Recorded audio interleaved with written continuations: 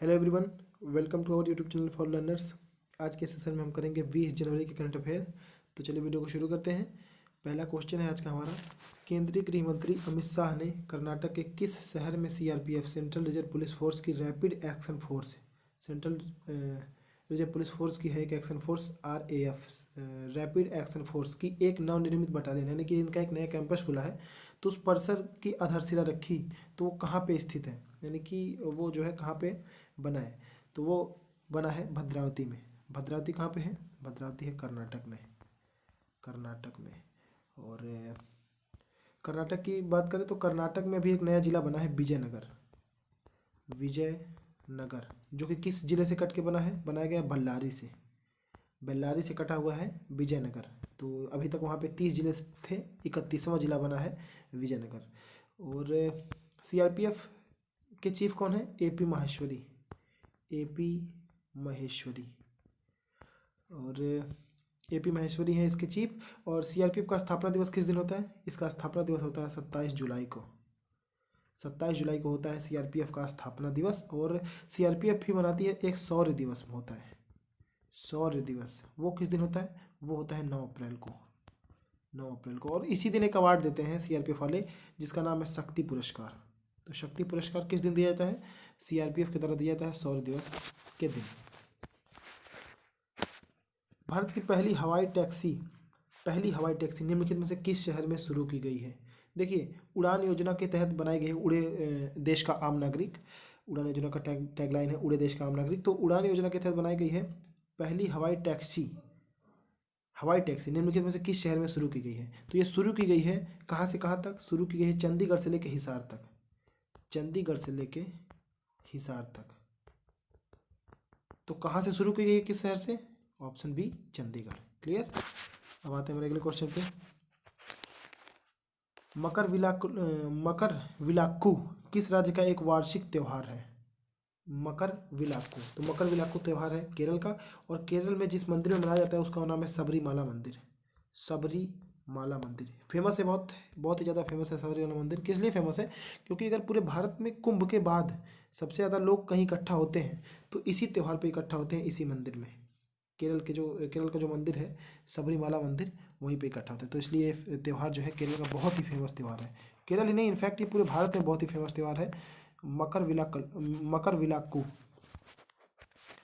कौन सा राज्य पतंग उत्सव के दौरान घायल होने वाले पक्षियों को बचाने और उनका इलाज करने के लिए हर साल करुणा अभियान चलाता है? तो ये चलाता है गुजरात की सरकार चलाती है। देखिए, जो मकर संक्रांति होती है, मकर संक्रांति ये उत्तर भारत में बोली जाती है। मकर संक्रांति पंजाब में इसे लोहड़ी बोलते हैं। पंजाब में इसे लोहड़ी बोलते हैं।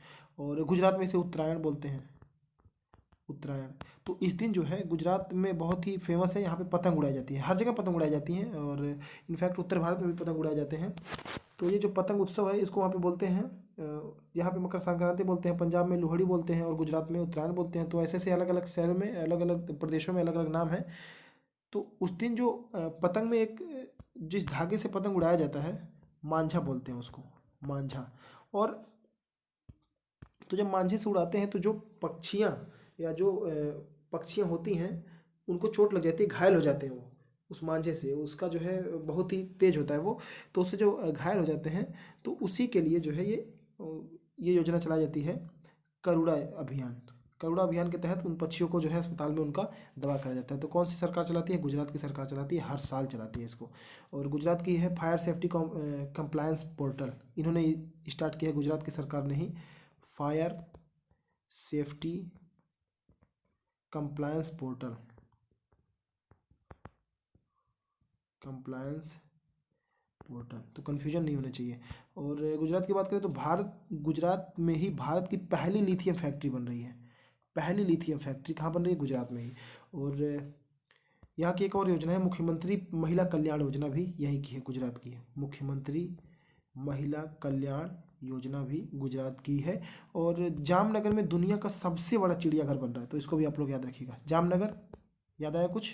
जामनगर में ही जो राफेल का दूसरा बैच आया था, दूसरा बैच जिसमें 3 राफेल आए थे, 5 राफेल पहले आए थे, तीन राफेल बाद में आए थे दूसरे बैच में। तो दूसरा बैच भी जामनगर में ही आया था, जो कि गुजरात में है। गुजरात की राजधानी गांधीनगर, और गांधीनगर से जीते हुए हैं अमित शाह जो कि हमारे गृह मंत्री हैं।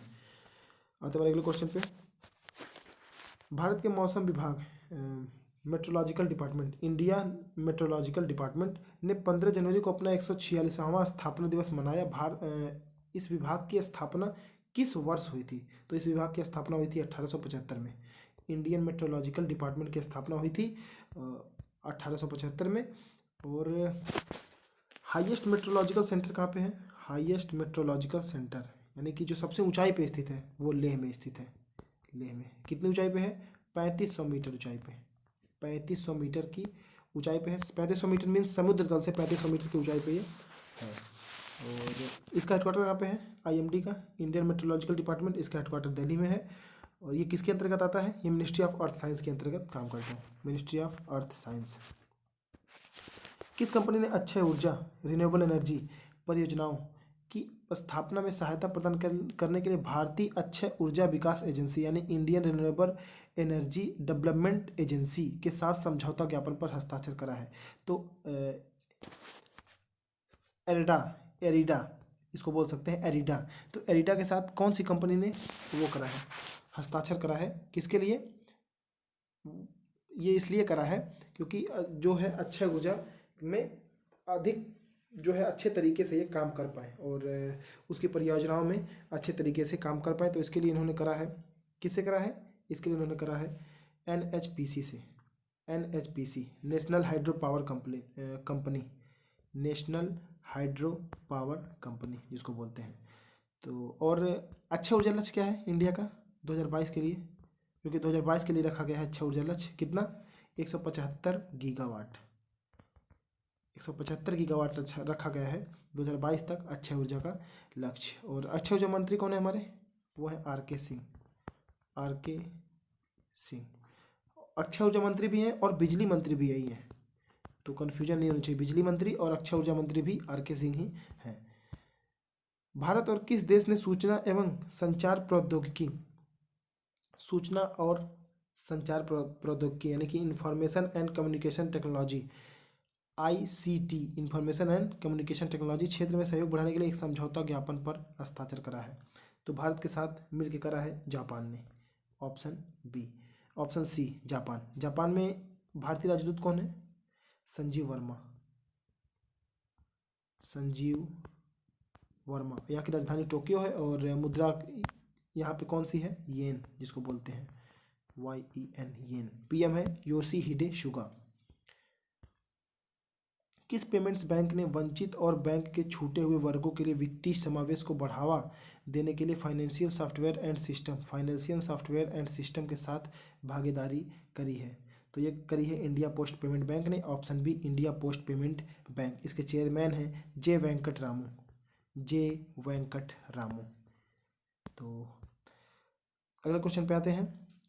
उस भारतीय का नाम बताइए जिसे फ्रांस के प्रतिष्ठित सम्मान ऑर्डर नेशनल ड्यू मेरिट से सम्मानित किया गया है। ऑर्डर नेशनल ड्यू मेरिट जो कि फ्रांस का एक प्रतिष्ठित सम्मान है, तो ये किया गया है रोहिणी गोडबोले और पद्मश्री से भी ये सम्मानित है। तो फ्रांस की बात हो रही है। फ्रांस में इंडियन एम्बेसडर कौन है? जावेद अशरफ। और यहाँ की कैपिटल है पेरिस फ्रांस की, और यहाँ पे इंडियन एम्बेसडर है Javed Ashraf. Order national due merit कहाँ का पुरस्कार है? फ्रांस का पुरस्कार है जो कि मिला है इस बार एक इंडियन को, रोहिणी गोडबोले। अगले क्वेश्चन पे आते हैं। चीन के चिंगतांग बंदरगाह में फंसे हुए भारतीय जहाज का नाम बताइए जिसे हाल ही में जापान जाने की अनुमति दी गई है। तो ये जो जहाज़ है इसका नाम है MV जंग आनंद। अभी ये चीन ने रोका क्यों हुआ था? क्योंकि चीन में जो है कोरोना की जो गाइडलाइन है बहुत ही सख्त है। तो कोरोना की गाइडलाइन के कारण, ये कोरोना में जो इन्होंने सख्ती दिखाई थी उसी के कारण इसको रोका हुआ था। तो अब इसको इजाज़त मिल गई है। चीन की बात करें तो चीन ने अभी एक कृत्रिम सूरज बनाया, आर्टिफिशियल सन बनाया जिसका नाम है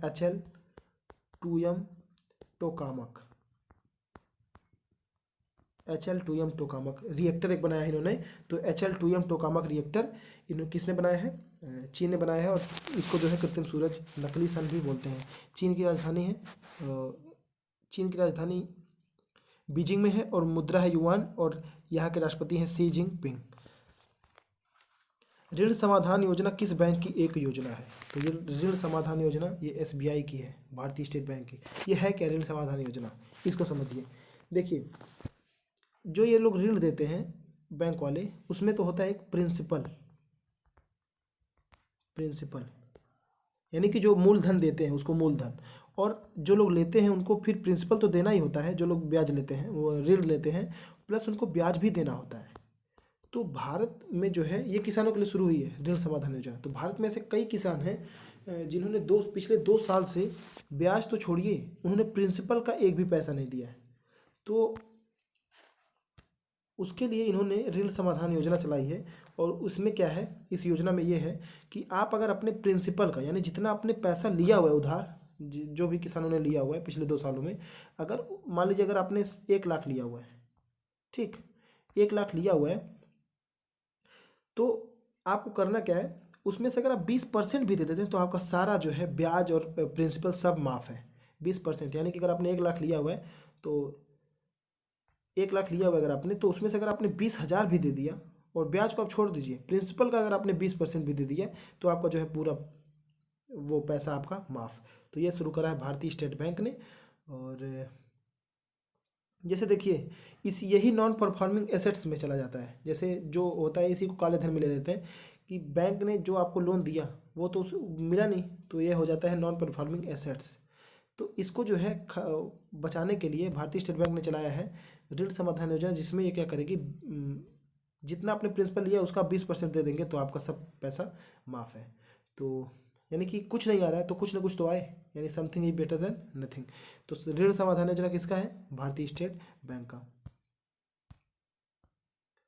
केरल के प्रसिद्ध जिम्मेदार पर्यटन आरटी अभियान को लागू करने के लिए किस राज्य ने एक समझौता ज्ञापन एमओयू पर हस्ताक्षर करा है? तो ये करा है मध्य प्रदेश की सरकार ने। मध्य प्रदेश की सरकार ने किसके साथ? केरल के साथ करा है जिम्मेदार पर्यटन पे को जो अभियान चलाएंगे जिम्मेदार पर्यटन, इस अभियान को लागू करने के लिए जो है ये दोनों राज्य मध्य प्रदेश और केरल साथ में काम करेंगे। तो पर्यटन मंत्री कौन है? पर्यटन मंत्री हैं प्रहलाद पटेल। और पर्यटन मंत्री भी हैं और ये संस्कृति मंत्री भी हैं, संस्कृति मंत्री। पूर्व केंद्रीय मंत्री कमल मोरारका जिनका हाल ही में निधन हो गया, वह किस पार्टी से संबंधित थे? तो ये थे समाजवादी जनता पार्टी राष्ट्रीय। और ये कैबिनेट मंत्री भी थे। किसकी सरकार में थे? चंद्रशेखर राव की सरकार में। चंद्रशेखर राव की सरकार में ये कैबिनेट मंत्री भी थे। चंद्रशेखर राव कहाँ से पढ़े थे? इलाहाबाद यूनिवर्सिटी से भी पढ़े थे। सुलावेसी द्वीप जिसे हाल ही में समाचारों में देखा गया था, किस देश में स्थित है? ये अभी न्यूज में क्यों आया? यहाँ पे एक भूकंप आया इस द्वीप पे, और तो इस द्वीप पे जो भूकंप आया बहुत ही तीव्र था। इसकी तीव्रता 6.2 के करीब थी। तो ये कहाँ पे है ये द्वीप? सुलावेसी द्वीप ये है इंडोनेशिया में। और इंडोनेशिया में राष्ट्रपति कौन है? जोको विडोडो यहाँ के राष्ट्रपति हैं। यहाँ की कैपिटल है यहाँ की जो राजधानी है जकार्ता। लेकिन अभी नई राजधानी बनने वाली है यहाँ पे ईस्ट कालीमंतन अभी बनेगी, ईस्ट कालीमंतन। तो कन्फ्यूजन नहीं होना चाहिए। आते हैं अगले क्वेश्चन पे। भारत में 2025 तक गैलोसीन के साथ कितने प्रतिशत एथेनॉल सम्मिश्रण प्राप्त करने का लक्ष्य रखा है? देखिए, 2022 तक इन्होंने रखा है 10% और 2025 तक रखा है इन्होंने 20%। तो यहाँ पे तो ऑप्शन हो गया 20%। और जो इन्होंने ये है क्या, देखिए ये जो है गैरोसिन ये बनाया जाता है पेट्रोलियम से, और पेट्रोलियम इंडिया में होता नहीं है कच्चा तेल, तो ये विदेशों से खरीदती है। तो इसमें जो है अब इथेनॉल यानी कि शराब जो है ये मिलाएगी। इसका सूत्र है इथेनॉल का C2H5OH। तो ये जो है 10% इसमें मिलाया जाएगा 2022 तक, और 2025 तक लक्ष्य रखा है कि 2025 तक हम इसमें 20% मिलाएंगे। तो इससे जो है इथेनॉल तो किसान भी बना लेते हैं, तो किसान के रोजगारों को भी फायदा मिलेगा और जो है लागत भी कम लगेगी, क्योंकि गैरोसिन जो है हम लोग बनाते हैं पेट्रोलियम से, पेट्रोलियम विदेशों से खरीदना पड़ता है। तो इसलिए जो है ये सरकार ने लक्ष्य रखा है कि 2025 तक हम इसमें इथेनॉल मिलाएंगे 20% और 2022 तक 10%। अमेरिकी राष्ट्रपति जो बाइडेन ने आर्थिक गिरावट से निपटने के लिए कितनी राशि के कोरोना वायरस राहत पैकेज की घोषणा करी है? इन्होंने करी है एक 1.9 ट्रिलियन। 1.9 ट्रिलियन बहुत भारी रकम होती है। इनफैक्ट इंडिया की जो पूरी इकोनॉमी है वो 2.5 ट्रिलियन है। 2.5 ट्रिलियन। और यहाँ पे इन्होंने राहत पैकेज की घोषणा केवल करी है 1.9 ट्रिलियन। तो उससे अंदाज़ा लगता है कि कितना पैसा है। और बाइडेन की बात हो रही है, नवनिर्वाचित राष्ट्रपति हैं यहाँ के अमेरिका के, और कमला हैरिस जो है उपराष्ट्रपति हैं। क्या जो बाइडेन ने कोई किताब लिखी है? जब भी जो बाइडेन की ये बात आती है तो मैं हमेशा 2 किताबें बताता हूँ इनकी, promise me dad and promises to keep. Promise me dad and promises to keep किसने लिखी है? जो बाइडेन, जो कि अमेरिका के नवनिर्वाचित राष्ट्रपति हैं। और प्रॉमिस लैंड इनकी नहीं है, प्रॉमिस लैंड यहीं के राष्ट्रपति हैं थे बराक ओबामा, उनकी किताब है प्रॉमिस लैंड। तो कितने राहत पैकेज की घोषणा करी है? 1.9 ट्रिलियन। और भारत की पूरी इकोनॉमी है 2.5 ट्रिलियन। तो इसको भी आप लोग यहाँ पे याद रख सकते हैं। आते हैं हमारे अगले क्वेश्चन पे। दुनिया की सबसे पुरानी गुफा पेंटिंग 45,000 साल से भी अधिक की है, हाल ही में किस देश में खोजी गई है? 45,000 साल पहले की है। इसमें क्या है? इसमें बेसिकली गेंडे की पेंटिंग है, गेंडे की या सुअर की, इन्हीं में से किसी की है। तो ये किस देश में है, किस देश में खोजी गई है? ये खोजी गई है इंडोनेशिया में। इंडोनेशिया की बात मैंने अभी की थी। राष्ट्रपति जोको विडोडो, कैपिटल है जकार्ता, नई कैपिटल जो बनने वाली है, नई राजधानी जो बनने वाली है ईस्ट कालीमंतन। आते हैं हमारे अगले क्वेश्चन पे। आज का हमारे लास्ट क्वेश्चन है, भारत की पहली स्वदेशी रूप से डिजाइन और विकसित ड्राइवरलेस मेट्रो कार का उद्घाटन किस शहर स्थित BEML यानी कि भारत अर्थ मूवर्स लिमिटेड उत्पादन केंद्र में किया गया? यानी कि तो ये किया गया है बेंगलुरु में किया गया है। किसके द्वारा किया गया है? और प्रधानमंत्री नरेंद्र मोदी के द्वारा किया गया है। तो ये रहे आज के हमारे 18 महत्वपूर्ण क्वेश्चन। अगर आपको वीडियो अच्छा लगा, वीडियो को लाइक करें, वीडियो को शेयर करें दोस्तों के साथ। अगर आप इस चैनल पर नए हैं तो चैनल को सब्सक्राइब करें और बेल आइकॉन भी दबा दें ताकि आगे आने वाले वीडियोस के नोटिफिकेशन आप तक पहुंचते रहे सबसे पहले। Thanks for watching for learners.